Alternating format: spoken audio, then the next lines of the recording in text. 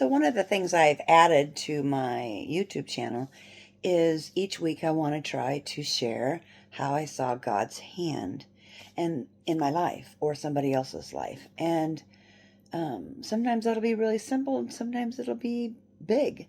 So this week, my back had really been giving me fit. I have scoliosis and arthritis, and so my back has supported me all these years, but it's getting tired.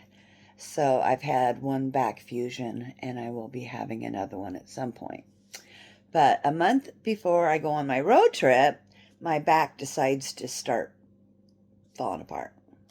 Um, so I called to see if I could get a epidural, a cortisone shot, before my trip, which I'm really pushing it. This guy's very busy, and I've only got 4 weeks ish. So um, I wasn't really hopeful. And she's like, oh my goodness, we don't have anything before your trip.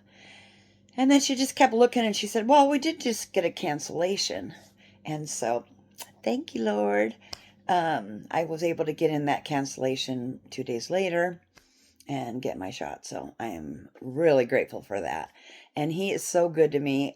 He knows, I'm talking about the doctor now, God is too, but um, he, uh, I told him I was going on this road trip and he was excited for me. And he has done this before when I was going on a road trip, but he just put in extra just to load me up to make sure I'm okay for my trip, which was really gracious.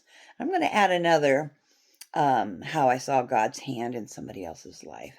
This one kind of chokes me up, but while I was waiting at that doctor appointment, a man came in, young man. Well, I say young, he's probably my age, so I guess we're old now, right?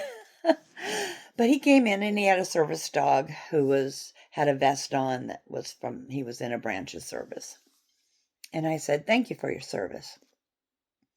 Well, he started telling me about his journey. He was Navy SEALs, and he was telling me all about that. And then when he retired from Navy SEALs, then he became a police officer, still wanting to serve. So thank you, vets. Thank you, police officers. Thank you for your service for us to keep us safe. I really appreciate you guys. Anyway, so he's sharing. And then he got at a point where he started really struggling with depression and suicidal thoughts. This really kind of chokes me up. So he was struggling, and his therapist said, get all the guns out of your house, all of them. You don't need that temptation in your house. So he asked his friend if she would store his what, guns. Just use this simple word. So she agreed to store them for him upstairs in her house. She lived alone, and nobody uses the upstairs. She locked him up upstairs.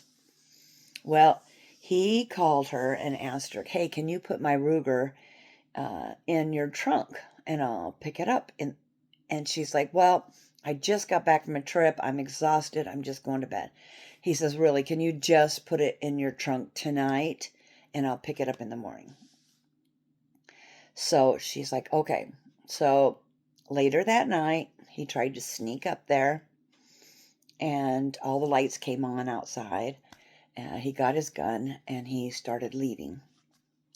And then he realized, I don't think I locked that garage door. I really need to lock that garage door. So he went back and locked the garage door, and she called him and she was just really upset. And she's like, what are you doing here tonight? I thought you weren't coming till morning.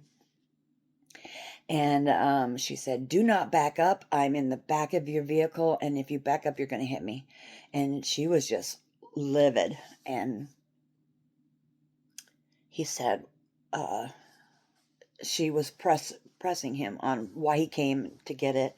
And then he confessed that he was just tired of all the images that he had battled in his head.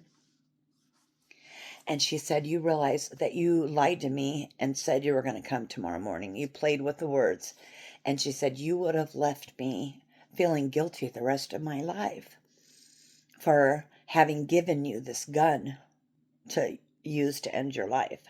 And she was just very angry with him. And he said that was just a knife in his chest because he loved her and wouldn't have wanted that for her. So that stopped him from doing it. But he pulled out that bullet from his pocket and he carries it around with him on a regular basis. And I told him about my son. And we both cried and then we hugged. But that's another way I saw God's hand. And I trust that when God brings something like that into my life, that maybe that guy was needing a little encouragement, just to keep going the course, maybe he'd been having some temptation or difficulty lately. Who knows? I don't know. But I know that God always works in amazing ways. So that's how I saw God's hand this week.